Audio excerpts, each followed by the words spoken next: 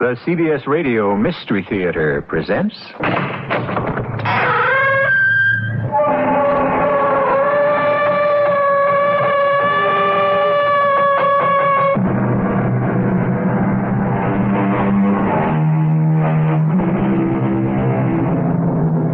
Come in. Welcome. I'm E.G. Marshall. The great French writer Balzac called life a human comedy. Our own Mark Twain saw it as a human tragedy. What's in a name? There are a great many laughs in a true tragedy, and plenty of tears in a genuine comedy. Mark Twain's long suit was irony, and now we have an opportunity to see how he plays that kind of hand in one of the greatest stories of deception ever written. And there's no doubt about it. You can be wealthy. Oh, I like that. Famous. Famous, too. Absolutely. And powerful. Wealthy, famous, powerful. A force in the world of art. It sounds wonderful. That's what you're giving me. And in return, what do I have to give you? Your life.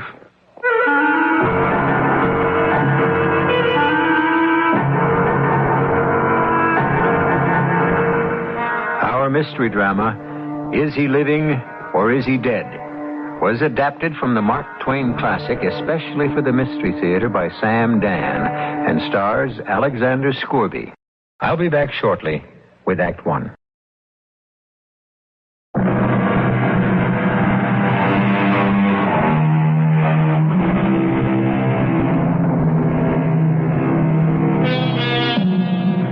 It is unfortunate but true that a great many creative men are killed by poverty. As a matter of fact, the circumstance has been so universal that it has even been made romantic. How many stories, operas, plays are about artists who starve in garrets? Van Gogh, Schubert, Mozart, Rembrandt, Poe, to name but a tiny few, all died of neglect. Must it be ever thus? Mark Twain is about to present another perspective.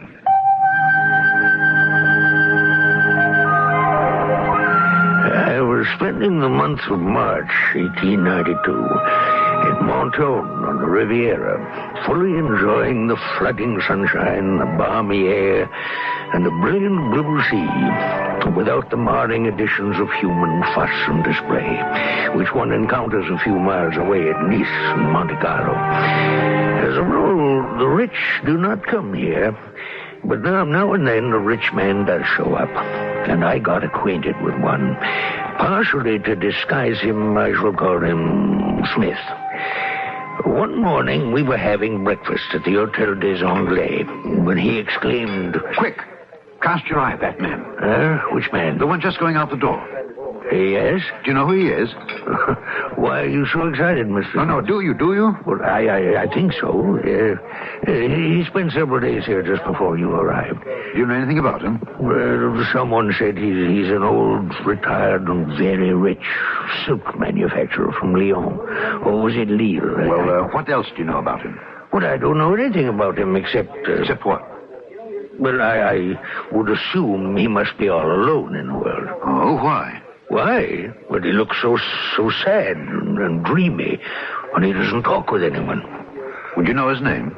Yes, it's Théophile Magnan. Well? Well, what?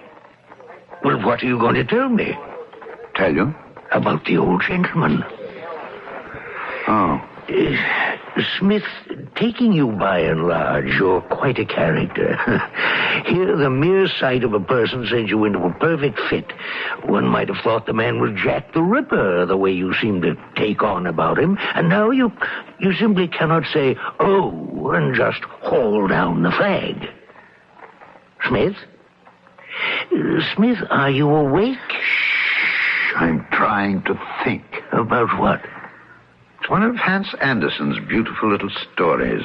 Well, now, how did he get into the discussion? I remember only one part of it. Do you remember the old man who just left? Seems a child has a caged bird, which it loves, but thoughtlessly neglects. and the bird pours out its sweet song, unheard and unheeded. You follow this? Well, yes. In time, hunger and thirst assail the poor bird.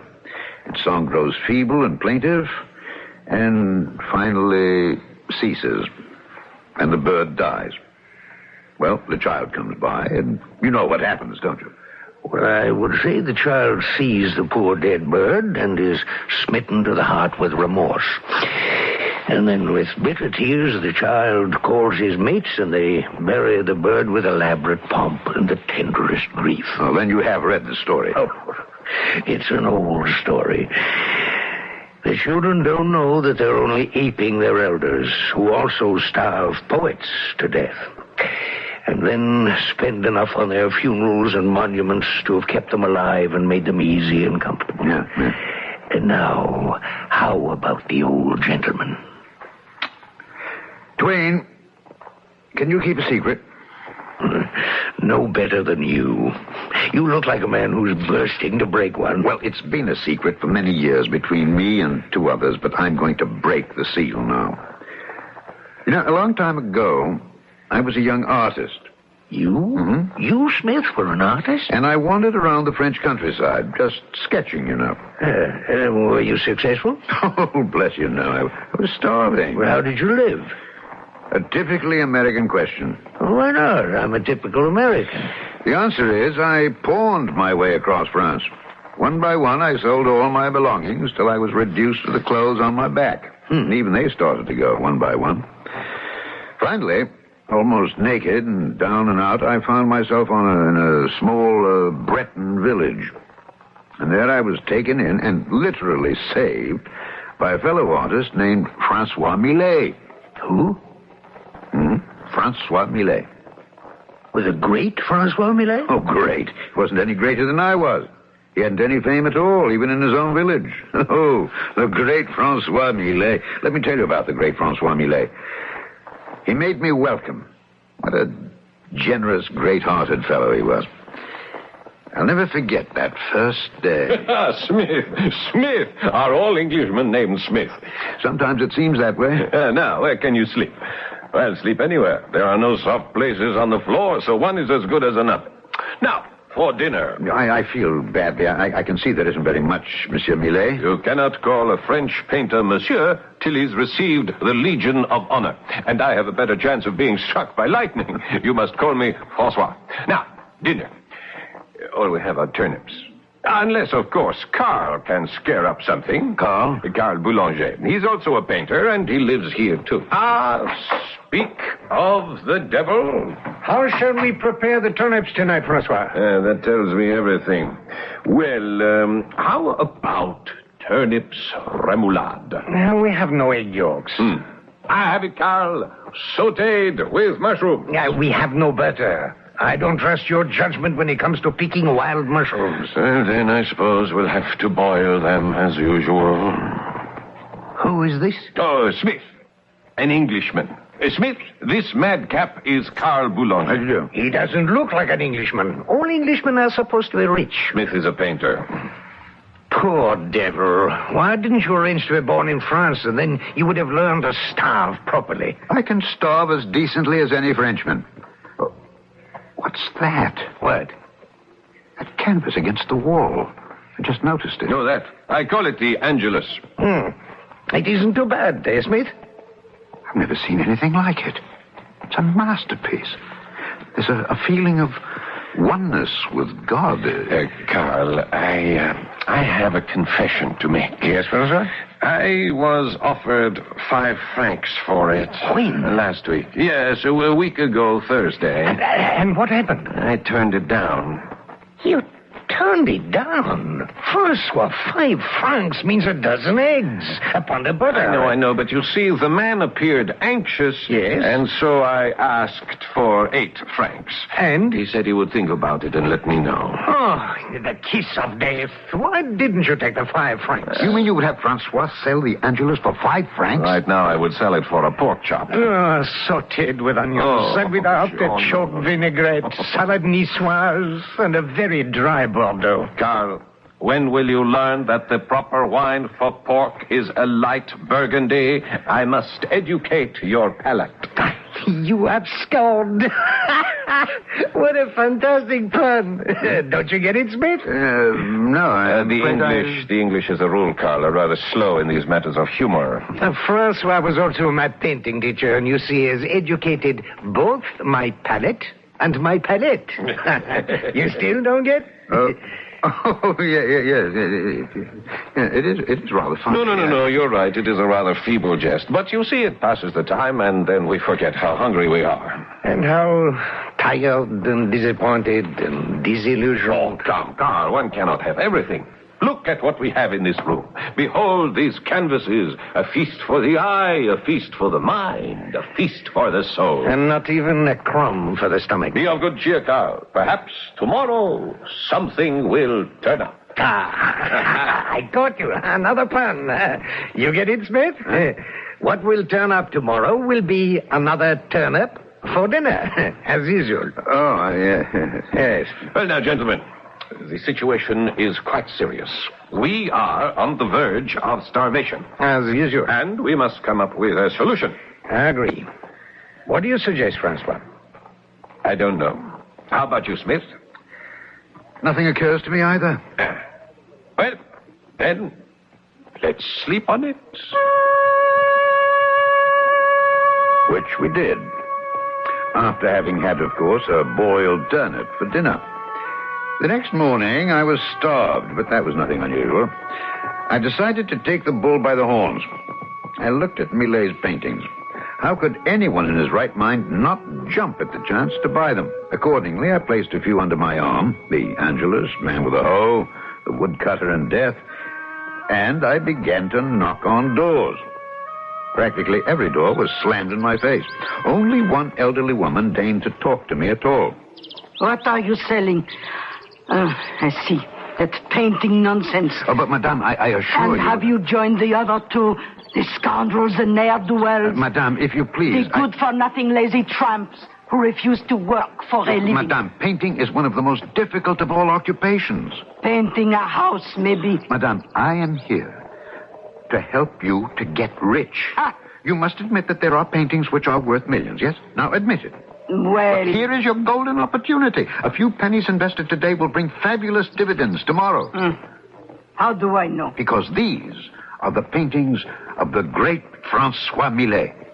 The great Francois Millet? Yes, madame. These paintings will increase 100-fold, 1,000-fold in value, because Francois Millet is a genius. He is? There's no doubt about it. Who says so? She slammed the door in my face. And at that moment, a great light exploded in my brain. Who says so? I raced home. I couldn't wait to share this flash of sudden insight with my companions. Hunger creates great divisions, Francois. Continue, Smith. She and everyone else in this town, they don't make up their own minds. They don't decide things for themselves. Oh, but that's how people are everywhere. And so she looks at you, Francois, and at me, and at Carl. How's she to know that the paintings have merit? It should be obvious. Of course. The colors, the figures, why, it's all over the canvas. But unfortunately, no one has told her that as yet. What do you mean, no one? I've been trying to sell these paintings for months, years. I patiently tried to explain. But who are you? Who am I? I'm Carl Boulanger, a painter. No, you're Carl Boulanger, a shiftless good-for-nothing who would prefer to beg for his bread sooner than work for it. Who has perpetrated this infamous falsehood? And so am I, and so is Francois. What he says is true, Carl. And yet, if someone in authority were to say, Francois Millet, truly a great master. Why, overnight, Francois would be the toast of the town. Yes, authority. That's what the people look for. No one wants to make up his own mind. Therefore, Francois, we shall have an authority to authenticate your greatness. An authority? Of course. A great Parisian authority. I know Professor Louis de Courbet. Who? He's the most respected professor of art at the university. No, he won't do, Francois. But he's the most learned. We don't want learned people. We want famous people. Oh. I have it. Madame Lucerne. She runs the most talked about salon in Paris. You mean the most notorious? If she says a painting is great, it'll be hailed as a masterpiece. Yes, but does she know anything at all about painting? Probably not. Well, the question is, who should go? You are the smoothest talker, Carl. No, I nominate Smith to be our envoy. Me? Why? Because you're the handsomest. Oh, but what does that have to do with the... Do you recall the legend of the Golden Fleece? Oh, yeah. And the legendary band of ancient Greek heroes who went after it. Whom did they choose as their leader? Not Hercules, the strongest, or Ulysses, the wisest, but Jason, the handsomest. Because they knew it would be necessary to seduce a woman in order to win the prize. Oh, but I no... You may not have to go that far. And what if he does? We must all make sacrifices for art. Yes, and some of us must make heavier sacrifices than others. But, as you can see, there's more to becoming a famous artist than merely painting a great or even a good picture. Sometimes one must play the game of love and even the game of death. However, all that is the affair of the second act, which I shall bring you in just a few moments.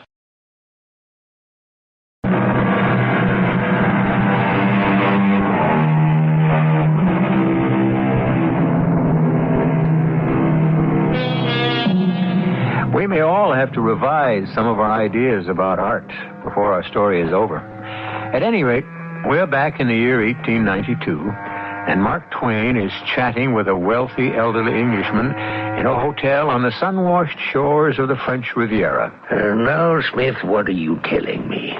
That some 25 or 30 years ago, you and the painter Francois Millet and... Carl Boulanger. Yes, and yourself were starving artists in a provincial French town? Exactly. And that you concocted some mad scheme to get Millet recognized? But you haven't heard the scheme yet. You see, if you're a creative artist, people don't know you're good unless somebody who speaks with authority says so. You get no argument from me on that score, Smith. Well, they had the idea to send me to the salon of Madame Lucerne in Paris. She was a former mistress of King Louis Napoleon himself. Which made her an eminent critic, connoisseur, and authority on the art. Exactly. Well, how did you propose to gain admission to Madame's salon? You were, after all, ragged, unknown. Well, I did the only thing any sensible man would do under the circumstances. I broke into a bedroom. Don't be alarmed, madame. I'm not a burglar. You are not a burglar? And please don't pull on that bell cord. Allow me to give you 2 reasons why you are a burglar. First, you break into my room. But, madame... Second, under your arm, I see some paintings, which you have obviously stolen from my house. No, madame. I haven't come here to steal paintings, but to present you with some. Present me? Yes, madame, because you are the supreme and sublime authority on art. Look at these, madame. Isn't each a masterpiece? Frankly, monsieur, I wouldn't have the faintest idea. Now, what is this game you wish to play with me? A game? All men have one game or another in mind where I am concerned. And since you are not half bad looking... It is for a friend. The man is a genius. One word from you... One word from me. How simple you make it all sound. But it is simple for you. You've turned unknown men into great writers, composers overnight. It's not a simple matter. And it doesn't happen overnight. The man must have something. Francois Millet has everything. He's a genius. The woods are filled with genius. But surely, just look at these paintings. Now, I could make a great painter out of you. Me? You are the love bandit. What? You break into the boudoirs of famous ladies, and you leave behind a painting as a memento of the adventure. These you have here are excellent for the purpose. Shall we begin? No, these paintings are not mine. Who is to know the difference? They're the work of Francois Millet. Must we discuss that tiresome, Millet. No, you see how each painting bears his hallmark, his unique style? Monsieur, these things are lost on me. I know nothing of art. Oh, isn't there anything you could do to help me, Millet? Oh, sit beside me, and we can talk more comfortably. Yes. No, surely there's something you could do for him. Why? Well, because one day he would be a glory to France. Oh, monsieur, you're an Englishman. Yes. Why should you worry about the glory of France? Well, the glory of the world. Oh, well, I see we must decently dispose of Millet. There's only one way I could hope to help him. Oh, how?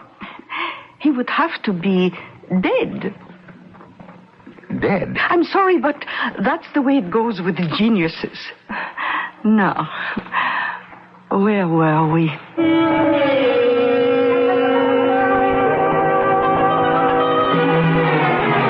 Dead? Dead? The woman is crazy. Gentlemen, the woman is right. But Smith, It's a matter of history. She convinced me. do you mean Francois is to die? That is rather extreme. An artist has to be starved and dead before he's acknowledged. It happens so often, we could write a law that says the prices that the public will pay for a man's pictures will only climb after he dies. But what good does it do the dead artist if others make money on his pictures? Death lends grandeur to a man. Death makes his name illustrious. Why? I don't know, gentlemen. I don't know. There's no way out, Francois. You simply have to die. Now, look here, No, Smith. let us hear him out first, Carl. Now take several weeks, better several months to die. Uh-huh. And in the meantime, paint. Paint day and night. Enlarge your stock of paintings. Leave behind a ton of work. And Carl and I will make a fortune. A fortune? On the works of the late, great Francois Millet. No, I'll have no part of this. Wait. What Smith says is not devoid of merit. Francois. Look at us, how we live. How far are we from death? How much longer can we starve like this? Freeze, do without. In a few years, we will be young no longer. And we will be dead in any event. This way. This way is madness. I won't let you die to make me rich, Francois. No, but listen. And that would be enough out of you too, Smith. You didn't let me finish. I said Carl and I would make a fortune selling your paintings, Francois, which we would then split 3 ways. 3 ways? Yes, Carl, 3 ways. You and I and Francois. Francois? What did you think I meant for Francois to actually die? But you say... No. Why should Francois die? He'll just vanish, change his name, and we'll bury a dummy and cry over it and... Smith, you are the greatest scoundrel who ever lived. Thank you. What a magnificent plan. What do you say, Francois? Well, would it be proper to play this kind of trick on the world? On the other hand, since the world will have it no other way... But will it work? We'll put it to the test. How? Carl, you and I will go out and do some painting. You head north and I'll go south. Choose a villa or a business establishment of some sort. Make sure the owner notices you. He'll come over out of curiosity, and the rest will be easy. So I chose a large country house and set up my easel and began to sketch. I saw the proprietor standing on an upper veranda. I paid no attention to him. I knew that sooner or later he'd saunter over. Say, that's not bad. Not bad at all. Yes. I think you captured that pretty well. Hey, you're good. You know that. Well, thank you, monsieur. Well, I ought to be good. Look who taught me. No, let me see if I have one of his works with me. Oh, here we are, in my satchel. I suppose you recognize that signature down to the right there? I beg your pardon. He was my teacher. Oh. You mean you don't know the signature of Francois Millet? What have you been spending your life? It's Millet. Francois Millet. Millet. Oh, of course. What could I have been thinking about? Of course, Millet. I recognize that now. Millet, the greatest painter in France. Yes, Millet. This little sketch is genuine, Millet. Well, how can you fail to see the brushstroke? Oh, of course. Is it for sale? For sale? I may not be rich, but I'm not that poor. You know, I really would like to buy it. Well, I don't know. It's a genuine. No, I'd like to sell it to you because I can see you really do appreciate great art. I do. But Well, there's a practical consideration. Huh? Yes, I'd be a fool to sell it now. Why? Why? You mean you don't know? No. Millet is on his deathbed. The doctors say he can't live 3 months. Oh. And once he dies, his pictures can't be had for love or money. Monsieur, I'll give you 800 francs for that little sketch of his, huh? Oh. You really do love it, don't you? It's a genuine Millet. Oh, dear. Oh, I am a fool. All right, take it. 800 francs, Twain. And Millet would have sold it for a bottle of wine. 2 years ago, it sold at auction for 80,000. It's a mad world. Well, when I came home, Carl was dancing for joy. 1,000 francs. Yeah. I sold Francois's picture of the little girl and her mother for 1,000 francs. Well, your 1,000 franc sale, Carl, and Smith's 800. What a feast we can make this evening. This evening, Francois, you'll have to get sick. Sick? Oh, I never felt better in my life. Tonight, you will take to your bed with the illness that will finally kill you. All right. After dinner. You'll have to look pale, wan, weak for all the distinguished visitors. They'll flock here in droves. Why? Well, because they'll want to see you die. He's right, Francois.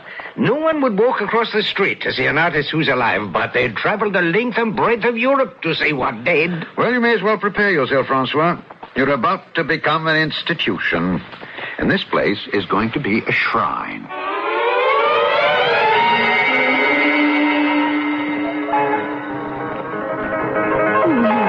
You wish to see me? I see, madame, you've forgotten me. Which one are you? Oh, Mr. Smith. I'm sorry to intrude. Oh, well, I am just listening to Mr. Schumann here. He's a composer. Oh, excuse us, please, for just a moment, Monsieur Schumann. Well, now, Mr. Smith, how have you been? Where have you been keeping yourself? I wonder, madame, if you remember your promise Oh, I never forget a promise. to help my friend. Your friend? Yes, Francois Millet. Millet. Oh, yes, of course, I recall now. But, Mr. Smith, I also remember telling you there was only one way I could help him. He would have to be dead. Yes. Well, madame, he's getting there. Oh, Mr. Smith, we are all getting there. I know, but he should arrive there in less than a month. Eh? What are you saying? Madame, he's on his deathbed. Oh, this is tragic. Oh, here, sit by me. Now, what is he dying of? I believe a broken heart. A broken heart. Wonderful. Yes, his heart has been broken because the world has failed to recognize his genius. Oh, this Monsieur Millet, he's on his deathbed, actually? Actually. Oh, what a cooperative gentleman. Oh, he certainly deserves to become famous. I brought you some of his paintings. Oh, yes, I see. Oh, the unmistakable stamp of genius. His name shall become a household word.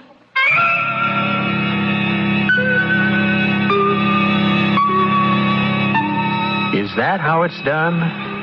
Well, it's a way, but is it all that simple? No, not really. We'll encounter a few problems. After all, Francois Millet has to die in a convincing manner and in front of witnesses. Well, that's why we have third acts, isn't it? I shall return in a few moments.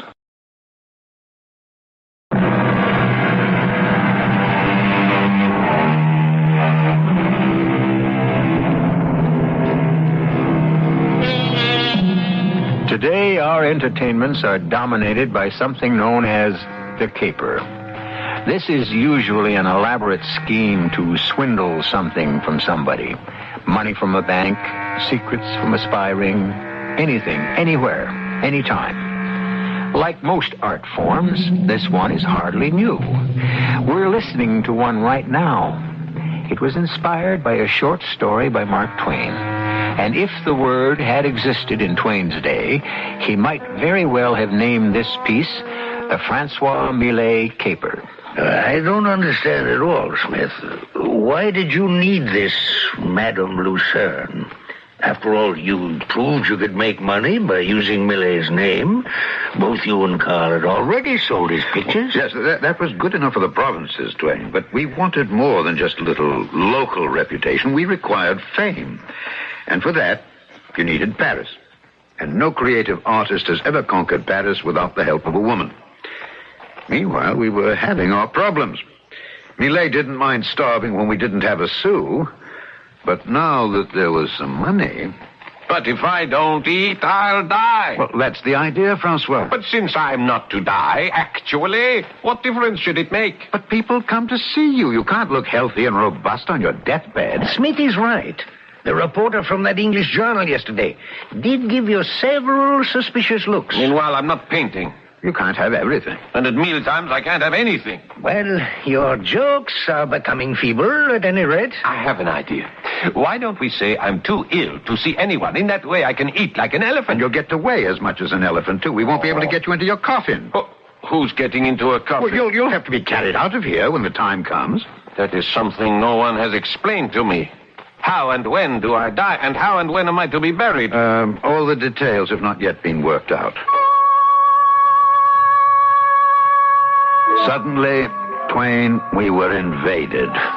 Everyone wanted to see the great Francois Millet. Carl and I almost wore ourselves out guarding the door. No, I'm sorry, monsieur, the master is too ill to receive anyone. Yes, of course, we will convey your regards. Meanwhile, Millet was painting away, piling up stock, as we called it. And Madame Lucerne was selling them, discreetly, of course, in Paris. The great sale was the Angelus for 2,200 francs. Little did we know that the day was coming when France would struggle to own it, and a stranger would come along and capture it for 500,000 cash. And meanwhile, we were having problems with Millet. Or I should say, with his appetite. I don't understand it, Carl. He gets fatter every day. Well, fatter and healthier looking. This won't do. Carl, do you allow him to sneak in some food on the sly? How can you accuse me? Well, how can he gain weight on tea and toast? Well, especially tea without sugar and toast without butter. Wait. Inside, listen. Inside his room. Do you hear what I hear? Well, I'm not sure. Shh. That has to be the sound of a spoon against a bowl. He's eating. But how? Oh, why didn't we think of it? Somebody's smuggling food into him from the outside. But who? That has to be the answer. Sneaking food into his room through the window. Now, you sit here. I'll steal around to the back of the house. What are you doing here? Oh, It's Madame Moffrigneur. Well, I Explain yourself, Madame. Well, sir, Francois Millet is a genius, a great genius. He is? Who says so? Why, everyone says so. It's a known fact. And when I heard he was dying, I thought perhaps... What do the doctors know? The poor man probably needs a decent meal. Well, no one is allowed into the house. And so Yes. Well, we can't have any more of this. Why not? Because the doctor says food will kill him. Should it matter? He's dying anyway. And you should see how happy he is with my soup and the roast fowl and the fish. Madame, he is not a goose to be stuffed for pâté. You needn't yell at me. I was only doing my Christian duty. We only want him to die in comfort. And I want him to die happy. Poor fellow. He starved most of his life. Must he go hungry to his grave? But he's very ill. He looks fine to me. Fat and rosy. Perhaps my cooking can save his life. Or do you want him to die? Well, why would I want him to die? Well, there's nothing to be done. She could prove a great embarrassment, so we let her deliver the food every day, and of course Carl and I were forced to eat it. Meanwhile, the house was besieged. People came from everywhere for the death watch. It was unbelievable. Read what it says here in the Paris paper. The lamp flickers for Francois Millet, great painter, said to be in his last hours. Yes, all over the world. Look, in England, the final chapter in the Millet story. In America, look. Curtains for Francois. I shall die in earnest if I am not fed. Oh, What are you doing here, Francois? Why aren't you in bed? Wasting away. Look at me. Nothing but skin and bones while you two gorge yourself on Madame Muffineux's heavenly cuisine. It's not fair. This is the thanks we get for making the man a genius. Hang being a genius. When can I get a decent meal? Ah, really, Smith? We should hire a butler. Francois, back into bed. Quickly. Just the wing of the chicken? No. Not even the neck? Into your room. Quickly, Francois. I might as well die and be done with it. Now, let me see who that is. Oh, let me in quickly. Oh, Madame Lucerne, please. You know the whole world is talking about the great Francois Millet. Yes, Madame. A The tragedy. demand for his paintings rises by the hour. We have plenty, stacks of them, which Madame can take back to Paris and sell. Oh, no, monsieur. They will sell better after he dies. The poor man. He's at death's door, is he not? Yes, Madame. Standing on the threshold, as it were. Oh, may I pay my respect? Well, Madame, you see... Mr. Smith, please tell your friend I am so attached to the master that I shall be desolated if I cannot see him at least once before... Oh, I cannot bring myself to say it. Madame, this way, please.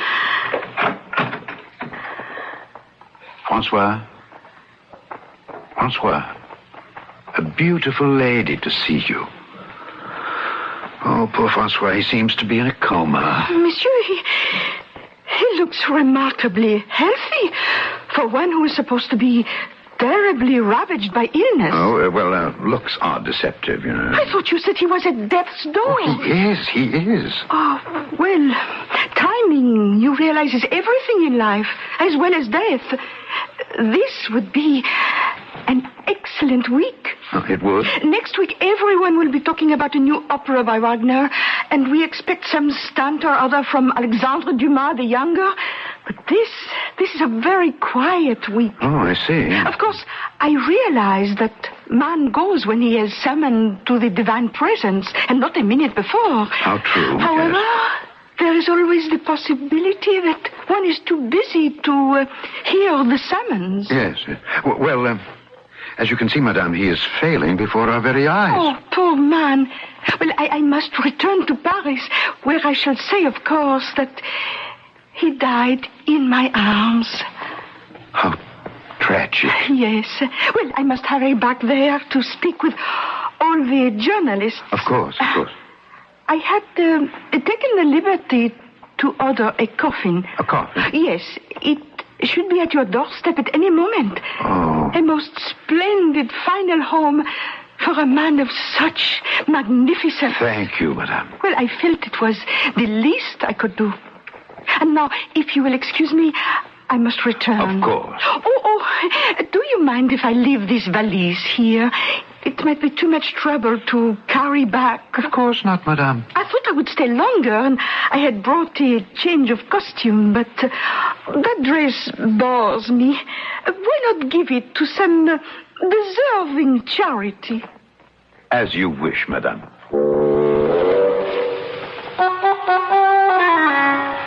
A few hours after she left us, there was another knock on the door. And it was, you guessed it, the coffin. A small coffin. How would Francois ever get into it? Oh, what was I thinking? Francois wouldn't get into the coffin. Carl and I had already prepared a dummy for that purpose. Our basic problem was... How am I supposed to get out of the house? Are we ready to make the announcement? We have a problem. Francois. Well, I thought you were working on that problem, Smith. I could sneak out through the back window. Oh, the house is surrounded. Where would you go? Everyone knows you for miles around, especially now. Smith, you should have thought of this before. I did think of it. I just couldn't come up with any solution. I can't die until I know where I'm going. We could all say that. And the best time for it, as that Madame Lucerne said, is this week. Ah, Madame Lucerne. Why didn't we ask her to propose a way out of this difficulty? Madame Lucerne, of course. She foresaw the problem, and she's given us a way out. How? Oh, hand me her valise. Well, how can her valise give her? Here. See? You see this costume? A black dress. Yes. Black hat. A veil. These are for the lady in black. Who is the lady in black? Oh, a mysterious mourner. A woman who loved you deeply, passionately. But who is she? Oh, no one knows. Put on the dress. Oh, Come on, hurry, Francois. Come on, I feel ridiculous. You'd better start feeling sad. Huh.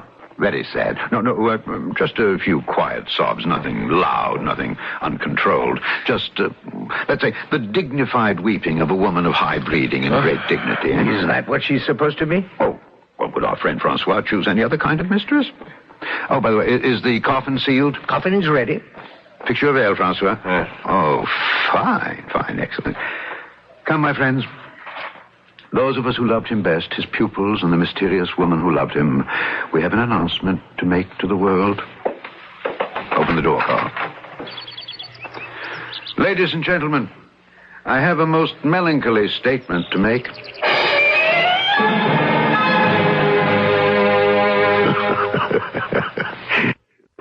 So you buried Francois Millet, eh, Smith?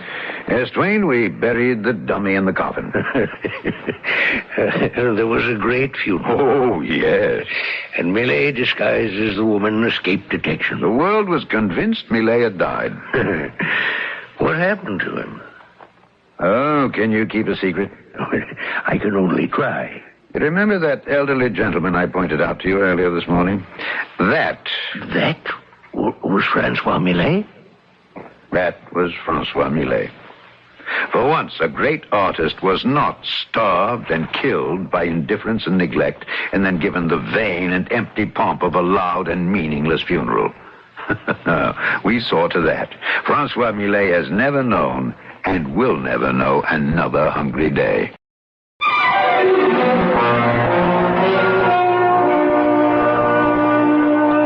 Who was it that said, "Live well, and that's the best revenge"? Live well. So few artists can manage it in the face of indifference and just plain misunderstanding. And when Mark Twain wrote the story, he did it in the spirit of, "Here's one for our side." Well, we're always on your side. And we'll be back here in just a few moments.